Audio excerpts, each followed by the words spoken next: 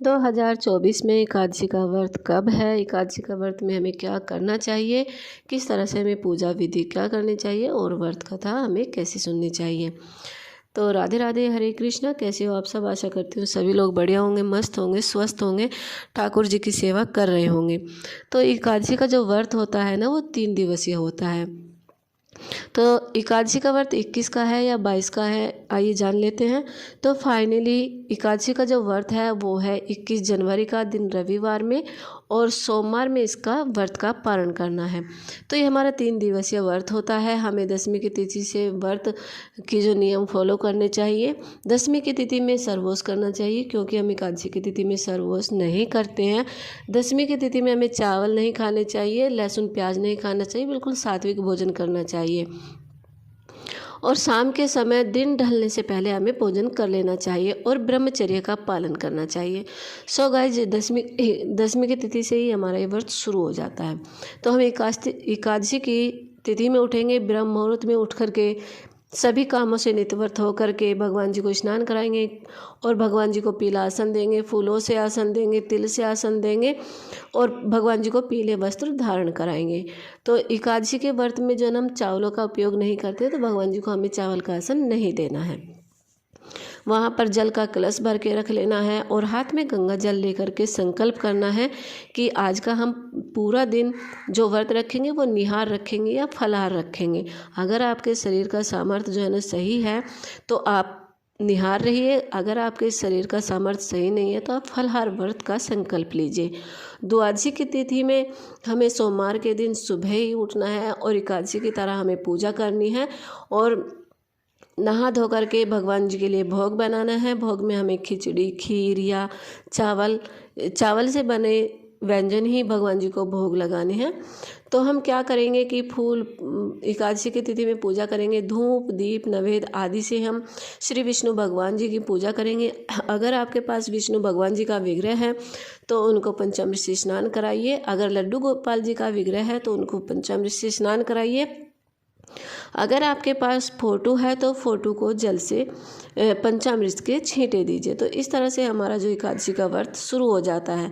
और भाई जिनके जो विष्णु भगवान जी की पूजा करते हैं वो एकादशी का व्रत रखते ही रखते हैं, दोनों व्रत रखते हैं। ना कि ये कहते हैं कि अंधेर और चांदन का, ऐसा कुछ नहीं होता है। भगवान जी का नाम लेने में अंधेर चांदन कुछ नहीं होता है। सो गाइज, आपको ये वीडियो कैसी लगी? और आइए शुरू कर लेते हैं व्रत कथा। जय श्री विष्णु भगवान की जय। युधिष्ठिर बोले, कृष्ण भगवान, आपने शुभ करणी सफला एकादशी का वर्णन किया है। अब कृपा करके शुक्ल पक्ष की एकादशी का व्रत का महत्व बतलाइए। इसका क्या नाम है? कौन सी विधि से इसमें किस देवता का पूजन किया जाता है? भगवान कृष्ण ने कहा कि राजन, पौष के शुक्ल पक्ष की जो एकादशी होती है उसे बतलाता हूँ। सुनो महाराज, संसार के हित की इच्छा से इस व्रत का वर्णन करता हूँ। राजन, पूर्वोक्त विधि से यत्नपूर्वक इसका व्रत करना चाहिए। इसका नाम पुत्रदा है। यह सब पापों को हरने वाली उत्तम तिथि है। समस्त कामनाओं को सिद्धियों के दाता भगवान नारायण इस तिथि के आदि देवता है। चराचर प्राणियों सहित समस्त त्रिलोक में इससे बढ़कर कोई दूसरी तिथि नहीं है। पूर्व काल की बात है कि भद्रावती पुरी में राजा सुकेतुमान राज करते थे। उनकी रानी का नाम चंपा था।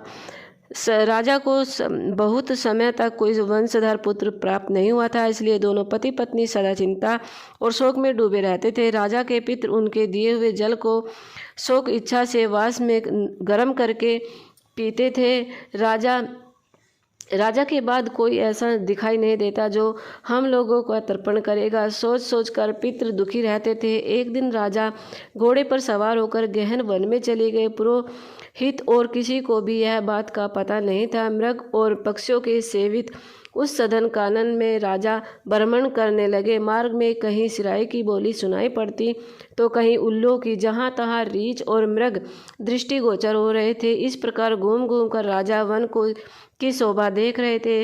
इतने में दोपहर हो गई। राजा को भूख और प्यास सताने लगी। वे जल की खोज में इधर उधर दौड़ने लगे। किसी पुण्य के प्रभाव से उन्हें एक उत्तम सरोवर दिखाई दिया, जिसके समीप मुनियों के बहुत से आश्रम थे।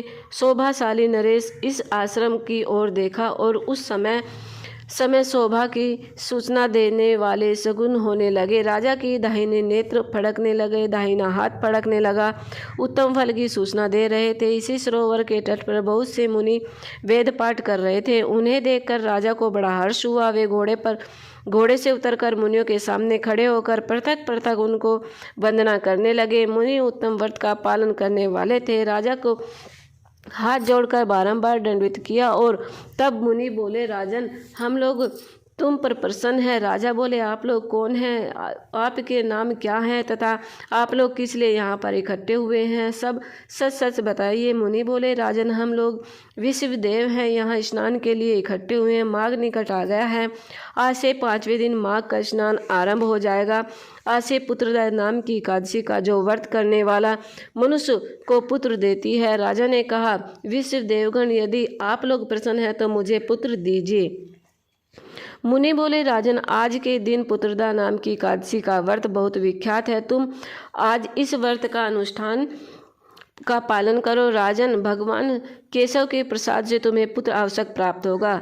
भगवान कृष्ण जी कहते हैं कि युधिष्ठिर ने इस प्रकार मुनियों के कहने पर राजन ने उत्तम व्रत का पालन किया। महर्षियों के उपदेश के अनुसार विधि पूर्वक पुत्रदा एकादशी का अनुष्ठान किया। फिर द्वादशी के व्रत का पालन करके मुनियों के चरणों में बारंबार नतमस्तक हो झुककर राजा अपने घर को आए। तदंतर रानी ने गर्भ धारण किया।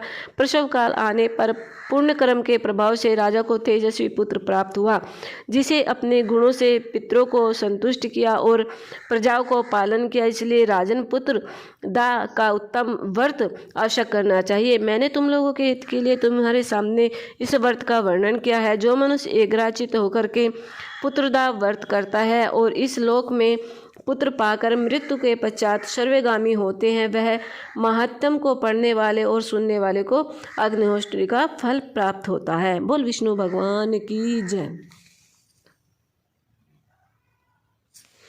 सो गाइज, मैंने आपको व्रत कथा सुना दी है। तो एकादशी का जो व्रत होता है ना, बहुत ही उत्तम होता है, बहुत ही श्रेष्ठ माना जाता है।